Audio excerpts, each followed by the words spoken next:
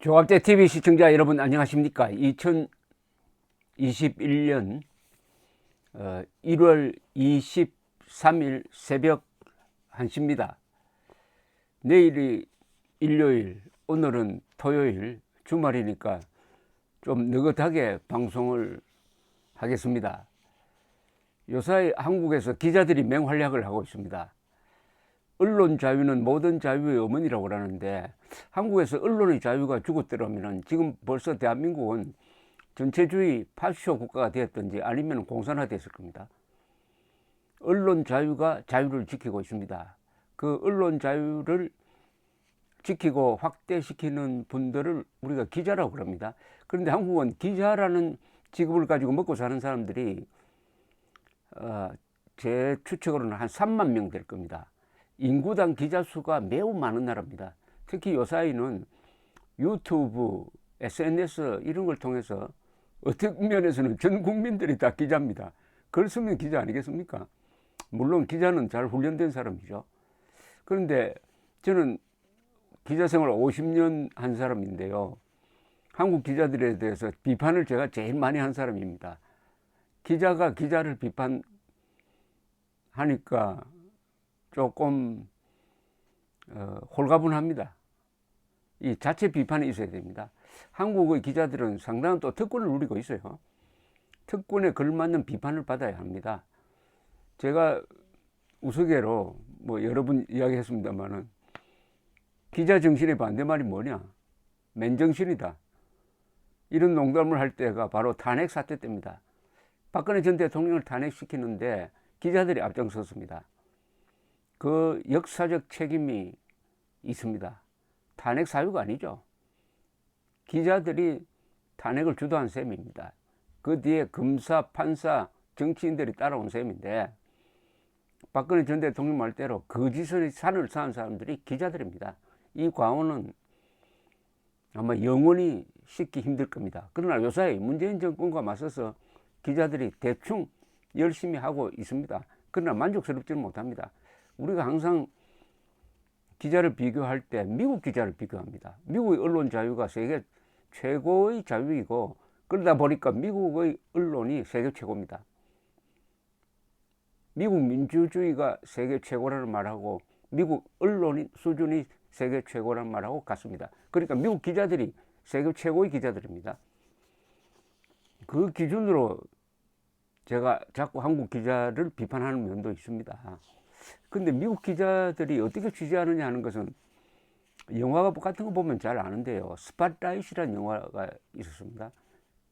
그게 보스턴 글로브의 특별 수사식 취재팀, 인베스티게이티브 리포팅 팀이 이 천주교 안으로 들어가 가지고 신부들의 성추행을 집요하게 추적하는 영화입니다. 그건 실화인데요. 그걸 보면 거기 등장하는 기자들의 옷차림이나 이런 게 매우 수수합니다. 넥타이 맨 사람 별로 없고, 농구화 딱 신고 꼭 이 잠바 입고 하면서 꼭 노동자처럼 현장을 뛰는 장면이 아주 인상적입니다. 실제로 미국 기자들이 봉급이 별로 많지 않습니다. 조중동이나 KBS, MBC 기자들이 받고 있는 월급이 미국 인류신문의 월급과 거의 비슷합니다. 지방지보다는 많습니다. 그런데 미국 기자들과 한국 기자들이 가장 큰 차이는 자기 직업에 대한 충성심, 성실성이 아닌가 그렇게 생각하고요. 미국 기자들이 특권 의식이 별로 없어요. 한국 기자들은 특권 의식이 강합니다. 이것도 큰 차이입니다. 미국 언론은 특권 의식이 있습니다. 그러나 미국 기자들은 별로 특권 의식이 없어요. 예컨대 이 대통령과의 기자회견 하는 장면을 미국과 한국을 비교하면 잘 알 수가 있습니다.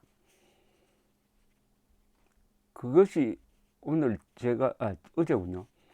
어제 저녁에 이 퓰리처상을 2번 받은 강형원 전 로이터 통신 수석 부장과 나눈 대화의 주제였습니다.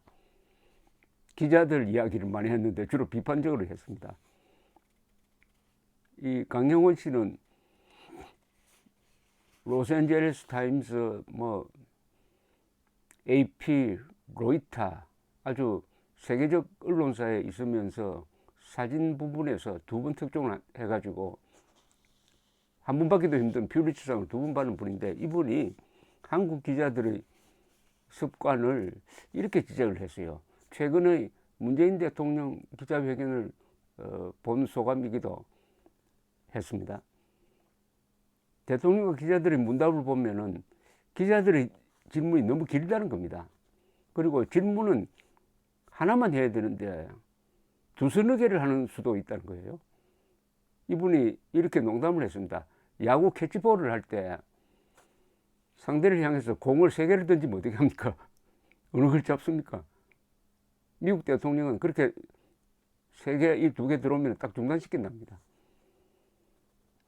그러면서 미국 기자의 질문 원칙이 뭐냐? 짧게 하나만 하는 거다 라고 딱 정리를 해 주었습니다. 그런데 제가 아는 일본 기자도 강형원 씨처럼 비슷하게 한국 기자를 비판합니다. 이분은 마키노 요시히루, 일본 아사히신문 서울지국장인데 몇 년 전에 쓴 르포 절망의 한국이라는 책이 있습니다. 거기 나오는 대목입니다. 한국의 청와대나 외교부의 기자회견에 참석하면 느끼는 게 있다. 한국 기자단의 질문에 공통된 특징이 있는데 질문이 긴 점이다. 그들은 자신의 주장을 먼저 장황하게 이야기한다. 그리고 마지막으로 그래서 귀하는 어떻게 생각합니까? 라고 묻는다. 그리하여 기자회견의 기록을 보면 압도적으로 질문이 길 때가 있다. 대통령부, 즉 청와대나 외교부를 출입하는 기자들 중 다수는 정치부 기자로서 많은 이들이 정치가를 지망하고 있다. 기자회견은 진실을 추궁하는 자리이지만 그 가운데 자신을 내세우고 싶어하는 생각이 작동한다는 점도 부정할 수 없을 것이라고 생각한다. 마이크 잡아가서 자기 과시를 한다는 겁니다. 어떤 문제에 대해서 저는 이렇게 생각하는데 대통령께서는 어떻게 생각합니까? 이렇게 되면은 그게 질문이 아닙니다. 자기 소신 표명인데 시청자들은, 독자들은 그거 알고 싶지 않아요. 대통령의 말을 원하는 겁니다. 아주 짤막하게 물어야 되는데, 저도 똑같은 그런 문제의식을 가지고 있는데, 이 미국 기자들이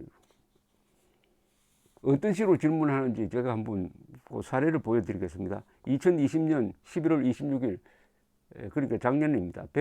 백악관 외교 리셉션 룸에서 트럼프 대통령은 추수감사절에 점하여 장병들과 화상대담을 한 뒤 기자들의 질문을 받았습니다. 한 기자가 백악관에서의 마지막이 될 추수감사절에 어떤 계획이 있습니까? 라고 물었어요. 트럼프는 화가 났습니다. 마지막 말이 무엇인지 모르겠다. 투표에 엄청난 오류가 있었다. 아무도 수치를 믿지 않는다. 다음 주나 그 다음 주 충격적인 사건이 일어날 것이다. 예의 부정선거론을 한참 폈습니다. 수치는 거짓이고 썩었다. 선거는 100% 조작되었다. 엄청난 부정이 여기서 벌어졌다. 자꾸 이렇게 하니까 기자가 질문 찬스를 못 잡아요. 한 기자가 그러나 하고 질문하려 하자 트럼프는 계속 장광설을 늘어놓습니다. 겨우 질문 찬스를 잡은 기자가 이렇게 묻습니다. 대통령 각하, 만약 선거인단이 12월 14일 조 바이든을 당선시킨다면 승복하시겠습니까? 트럼프는 이렇게 대규모 부정이 있는데 승복하기 매우 어려울 겁니다. 기자가 다시 각하는 하고 질문을 하려 하니까 트럼프는 하고 싶은 이야기만 계속합니다. 대규모 부정이 있었습니다. 이런 이 나라에서는 일어나지 않았어야 해요. 우리는 제3세계 국가처럼 되어버렸어요. 끝없이 이어지는 부정선거 음모론을 듣던 기자가 다시 묻습니다. 그러나 각하 확실히 해주세요. 선거인단이 바이든을 뽑으면 승복하겠습니까?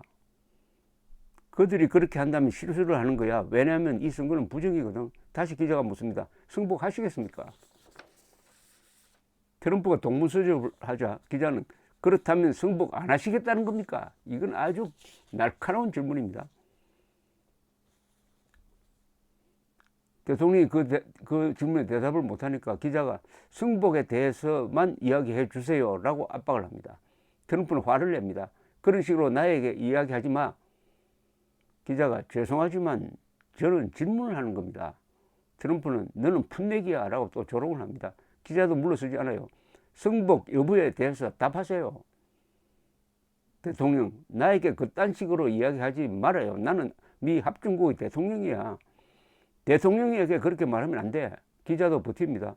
나는 승복할 것인지에 대해서 지금 묻고 있는 겁니다. 트럼프는 다른 기자에게 질문권을 줍니다. 이 질문권을 받은 기자가 똑같은 질문을 해요.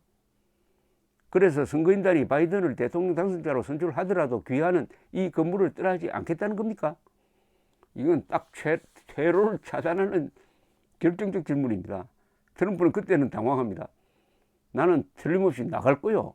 나가. 귀하도 알잖아. 그러나 지금부터 1월 20일까지는 많은 일이 벌어질 거야. 결국 이때 나간다고 했어요. 나간다고.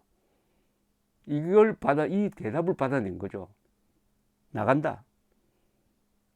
이걸 받아내기 위해서 이렇게 집요하게 물었다는 겁니다. 그런 말을 해놓고도 계속 트럼프가 선거 부정론을 이야기를 합니다.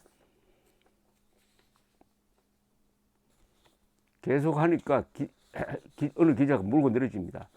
선거 부정의 증거를 언제 보여줄 거예요? 트럼프 지금 진행 중이야. 기자, 그게 아니고 우리가 언제 볼 수 있나요? 트럼프가 또 횡설수설하니까 기자가 못을 박습니다. 증거가 있다면 왜 지금 보여주지 않나요? 다른 기자가 또 거듭니다. 대통령 각하, 만약 대선 결과를 그렇게 믿을 수 없다고 생각한다면, 즉 도둑 맞았다고 생각한다면 조지아주에서 공화당 후보들을 찍으라고 하는 근거는 무엇인가요? 그때